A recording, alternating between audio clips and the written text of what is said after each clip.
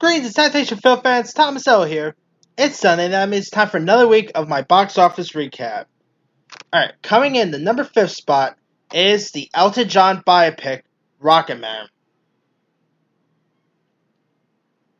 which added another 14 million for a domestic total of 50.49 million, and internationally the film brought in 13 million for an international total of 51.3 million and a global total of 101.9 million.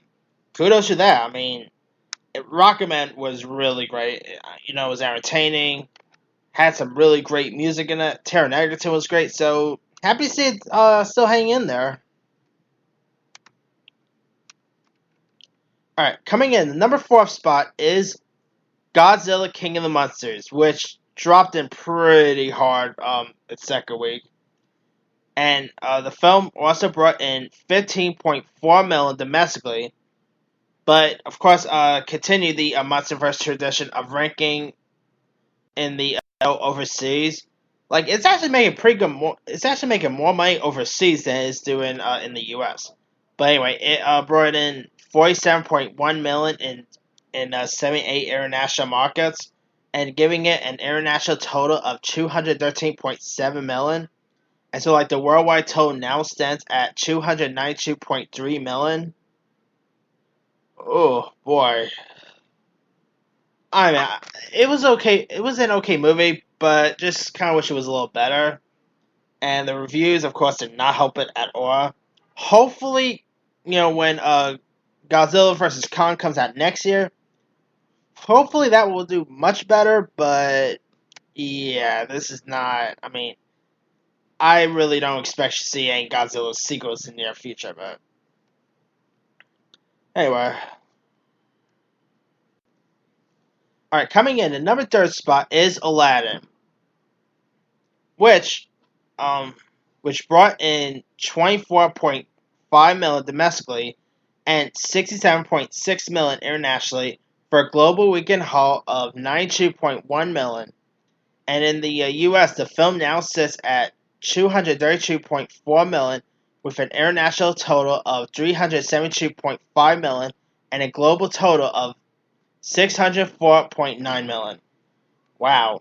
Aladdin is I kind of thought that Aladdin was probably gonna be a box office stud, to be honest here, because before the hate that surrounded the movie before the films got released and most people not really liking the trailers all that much, I kind of thought the movie wasn't gonna be all that like I kind of thought it was gonna be another Memorial Day misfire, but it's doing pretty well, and it's like in its 3rd week now.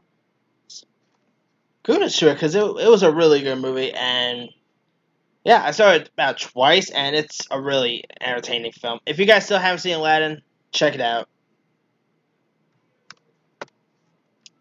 All right, coming in at number 2 is Dark Phoenix, which had the worst domestic opening for the X-Men franchise. And it's also the first time an X-Men movie did not open number 1 in the weekend's box office. Anyway, Dark Phoenix made 33 million internationally, and and opened with 140 million. Oh god, that's not really. I mean, could you imagine Avengers Endgame making that much money? Yeah, this movie's gonna lose tons of money. I mean, it's not gonna be profitable. And to be honest, I already did my review for it, and I already mentioned this, but it's a horrible film. Like, I think to me, it's probably the worst movie I saw all year. It's that horrible, and yeah, it's a shame that it didn't do so well, and it's a shame that the movie was not good. But yeah, I mean, with the drama surrounding this movie, and with the reviews not being hot, makes sense that the final X-Men movies did not do well. I mean, this made less than the other recent X-Men movies, like Outstanding, Deadpool, Logan, and all that. That those are like different X-Men films, but I mean, with the X-Men films featuring like the newer cast and like the last one, which was Apocalypse, that made Yep, I'm at 543.9 million, which made okay though, but lots of people hate Apocalypse. So follow that off with this. Yeah, it makes sense this movie flopped. Anyway, also Days of Future Past made 747.9 million, probably the highest grossing out of the bunch. And First Class made 353.6 million. So yeah, I mean, I believe this movie also made less than both than the worst X-Men movies like Origins Wolverine and Last Stand. Well, so it's gonna be curious to see if Sophie Turner will be a box office draw in the near future. Because I mean, Game of Thrones, like she was pretty hot right now with Game of Thrones, and that ended. So it's gonna be curious to see what she's gonna do like next, and see if she could end up becoming a box office draw in the near future. Who knows? That has to be when I see, but yeah, I mean, it's gonna be curious to see what X Men will do in the near future. Because I mean, with this money, I could assure you. I mean, we're probably still gonna get X Men movies like under the Disney banner, of course, but yeah. Anyway, now coming in number one spot of this weekend's box office, that's going to The Secret Life of Pets, which made an estimated 47.9 million, and the film also brought in another 49 million internationally for a global total of 97.4 million. The film also marks a significant drop from the first Secret Life of Pets. Now, the first Secret Life of Pets, which premiered in July 2016, made 104.3 million.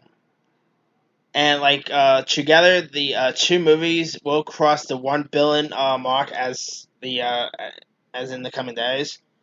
Wow. I mean, it's kind of embarrassing knowing that a kids anime movie like Secret Life of Pets 2 ended up making more and is actually a better film than a superhero film like Dark Phoenix. It's kind of like that with that movie Little that got released. It's kind of disappointing to know that that movie made more than an R-rated comic book film like Hellboy. Oh boy.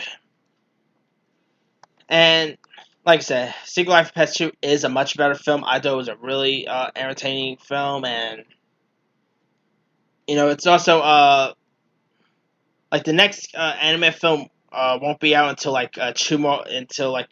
next week actually, which is Toy Story 4. So, and after that, the next kids film won't be until like Lion King. So yeah, I think Secret Life of Pets 2 is also gonna have legs. Like I could probably see this being the biggest anime hit of the year until Toy Story 4 comes out. Because when Toy Story 4 comes out, that's most likely gonna be one of like the highest grossing anime movies of the year. But we'll see. And I'm also officially glad that Louis C.K. was in this. I mean, can you imagine they still kept Louis C.K.? There could be a good chance that this movie probably wouldn't make any money. And it's also from Illumination. Like, Illumination makes some really good dough. And, yeah, I mean, kudos to Illumination and Secret Life of Pets 2. Like, I can imagine how much the Minion sequel is going to make when that gets released. But anyway, let me leave it to you guys. What are your thoughts on this weekend's box office results? Are there any surprises? Did you see any of the films on this list? Drop a comment below. Don't forget to like, subscribe, hit that bell for more notifications. This is Serious Time Sales signing off.